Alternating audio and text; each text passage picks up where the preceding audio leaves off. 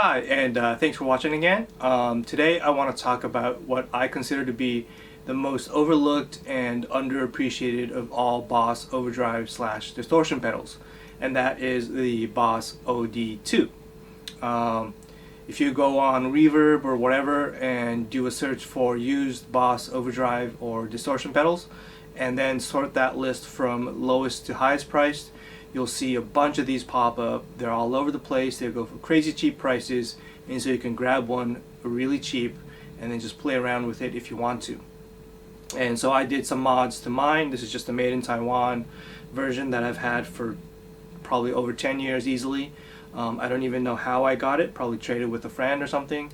Never really used it, so I decided to mod it and had some fun with it. And so hopefully you guys will enjoy this video. But first things first, I want to talk about the giveaway. And so if or when I hit 500 subscribers, I would like to give away this pedal to one person from that 500.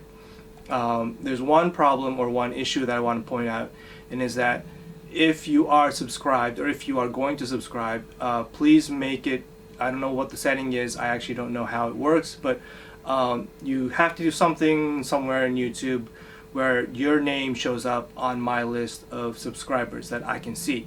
Because what I noticed is that when I look at the list of subscribers that I have right now, the names that I see are about half the number of the people that actually have subscribed to my channel. So when I hit 500, what I'm going to do is I'm going to copy and paste all those names onto the spreadsheet, print it out on a piece of paper, cut it up, and throw it in a bag and just pull out one name from that bag. So if your name isn't on that list, or at least visible to me somehow, you won't be able to take part in that giveaway. So anyway, that's the giveaway part. And so from here I want to talk about the pedal briefly, and then from there I have a loop set up that I played before I modded the pedal, and then I played the same loop again after modding the pedal, so you can hear the changes in the tone back to back. So hope you enjoy this video, and please like and subscribe if you enjoy this kind of stuff. I hope to make some more as I go along. I already have some ideas for some other stuff, and if you guys have any ideas, please let me know in the comments below. So enjoy the video, and thanks for watching. Okay, so I'd like to talk about the pedal itself a little bit, and you guys can go online and see what other people have to say about this, what they like and don't like. But for me personally, and this is just my personal opinion, I find this pedal to be somewhat uninspiring. And with all the great pedals available today, this kind of gets buried in the bunch, and it's probably why I've kept it in my drawer for 15 years or whatever it's been, and not really used it. I know I've tried to like it in the past and never really did. And so it was a great candidate for a mod this time around. And what I did was, with the turbo off mode, I tried to make it a little bit more touch sensitive, a little bit more dynamic, and change the frequency response just a little bit, so that it suited my tastes. And there's not a whole lot you can do in the turbo off mode because the circuit is quite simple, and so there's only a certain amount of stuff that you can change without going overboard. So it sounds, I think in the demo or in the back-to-back sound clips you'll hear, it doesn't sound a whole lot different, but when you're actually playing it, it is a little more fun, and I don't want to say it's inspiring, but it's definitely an improvement to me, at least to my ears.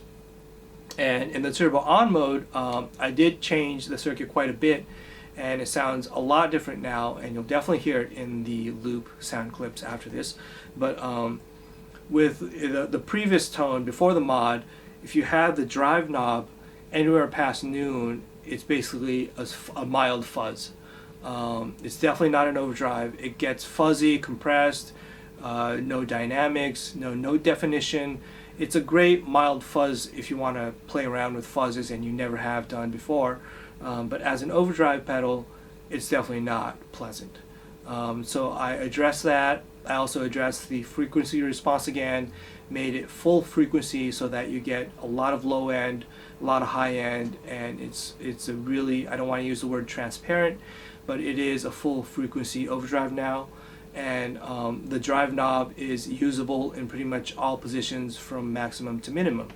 And you'll probably hopefully hear that in the sound clips, but it also has, because of the way the circuit was designed, it doesn't use diodes to clip the circuit.